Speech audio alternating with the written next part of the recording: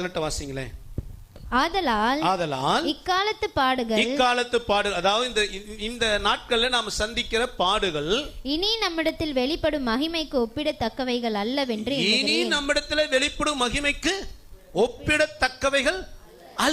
எண்ணுகிறேன். சீக்கிரம் இந்த உலகத்தை விட்டு நாம் என்ன செய்ய போறோம்? கடந்து போக போகிறோம். அப்படி போகும் பொழுது, அந்த மகிமையில பிரவேசிக்கும் பொழுது, இங்க நாம சந்திக்கிற கண்ணீரும் கவலை அங்க இல்லை. வாசிப்பான வெளிப்படுத்தி 21:3-4 வாசிங்க. மேலும் பரலோகத்திலிருந்து உண்டான ஒரு பெருஞ்சத்தத்தை கேட்டேன். அது, இதோ மனுஷர்களிடத்திலே தேவனுடைய வாசஸ்தலம் இருக்கிறது. வெளிப்படுத்தல் 21 வாசிங்க. இதோ மனுஷர்களிடத்திலே தேவனுடைய வாசஸ்தலம் இருக்கிறது. மனுஷரிடத்திலே தேவனுடைய வாசஸ்தலம் இருக்கிறது. அவர்களிடத்திலே அவர் வாசமாயிருப்பார். அவர்களும் அவருடைய ஜனங்களாய் இருப்பார்கள். தேவன் தாமே அவர்களுடனே கூட இருந்து அவர்களுடைய தேவனாய் இருப்பார். அவர்களுடைய கண்ணீர் யாவையும் தேவன் துடைப்பார். இனி மரணமும் இல்லை, துக்கமும் இல்லை, அலறுதலும் இல்லை, வருத்தமும் இல்லை, முந்தினவைகள் ஒழிந்து போயின என்று விளம்பினது. அல்லேலூயா, அல்லேலூயா. இந்த சத்தம் எங்கன்னா பரலோகத்துல தேவன் தன் ஜனங்களோடு வாசம் பண்ணும் பொழுது அங்க என்ன இல்லையா? மரணம் இல்ல, துக்கம் இல்ல, துன்பம் இல்ல, அலறுதல் இல்ல, கண்ணீர் இல்ல. அதாவது இங்க எதை குறிச்செல்லாம் நம்ம கவலைப்பட்டிருந்தோமோ அதெல்லாம் எங்க இல்ல? நித்திய ஜீவன்ல இல்லங்க. எல்லாம் மாறி கர்த்தர் நடுவில் இருப்பார். நாம் கர்த்தரோடு இருப்போம். அந்த மகிழ்ச்சிக்கும் அந்த சந்தோஷத்துக்கும் நிகரானது ஒண்ணுமே. அல்லேலூயா. உங்களை பார்த்தா அந்த மகிழ்ச்சிக்கு சொந்தக்காரர் மாதிரி தெரியலையே. அப்படியா இருக்குமா?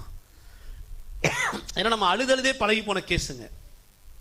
எல்லாத்துக்கும் கவலைப்பட்டு பழகி போனதுனால சந்தோஷம்னா என்ன நம்மளால யோசிக்க முடியல.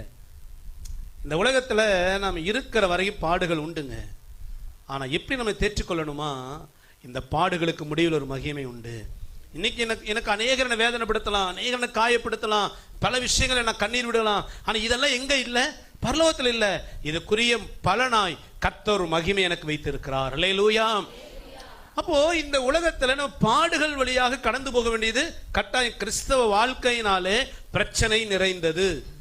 கிறிஸ்தவ வாழ்க்கை என்று சொன்னால் பாடுகள். அப்படின்னா என்ன பாஸ்டர்? இந்த பாடுகள் வழியே வாழ்ந்துதான் போகணுமா? இதன் முடிவில் நமக்கு என்ன கர்த்தர் என்ன செய்திருக்கிறாரா? மகிமையை வச்சிருக்கிறார். முடிவில் மகிமை வைத்திருக்க தேவன் இந்த பூமியிலே நம்ம பாடுகளை சந்திக்கும் பொழுதே நமக்கு ஒரு வாக்குத்தத்தம் கற்றுக் கொடுக்கிறார். என்னன்னா 2 கொரிந்தியர் 4:17 வாசிங்களேன். 2 கொரிந்தியர் 4:17. தேவனுடைய மகிமை விளங்குவதற்கு ஏதுவாக 2 கொரிந்தியர் 4:17. மேலும் காணப்படுகிறவைகளை அல்ல. நல்ல கவனிங்க. காணப்படுகிறவைகளை அல்ல, காணப்படாதவைகளை நோக்கி இருக்கிற நமக்கு. நாம எதை நோக்கி இருக்கிறோமா?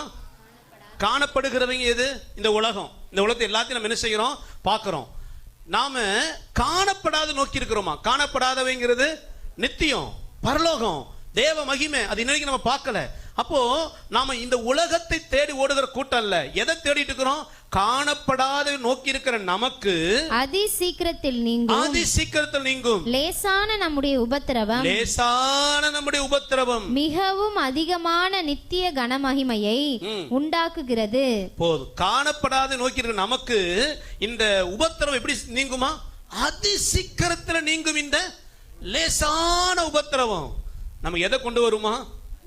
அப்போ மகிமையில அதிக கனமகிமை. இந்த உலக வாழ்க்கையிலும் நாம் சந்திக்கிற எல்லா பாடுகளும் நிச்சயமாய் ஒரு முடிவை கர்த்தர் வைத்திருக்கிறார். அல்லேலூயா.